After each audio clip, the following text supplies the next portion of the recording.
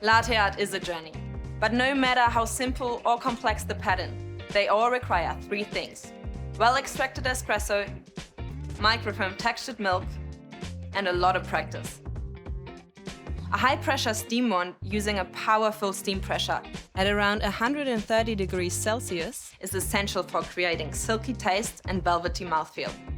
And without it, latte art is not possible.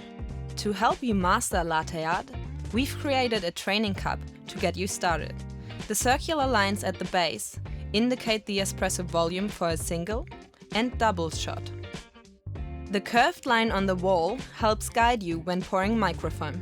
Let's see a demo. Start with the jug up high and tilt the cup to increase the surface area of the espresso, using the dotted line as a guide. Pour a thin, constant stream of microfoam to pierce the center of the crema. As the cup starts to fill, stop before you hit the line and tilt the cup more upright. Then bring the tip of the jug close to the surface of the milk, almost touching it.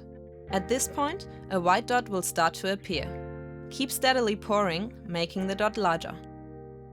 So you finished with the dot, but this is the first step in creating the heart, the tulip, and the rosetta. Good luck with the journey.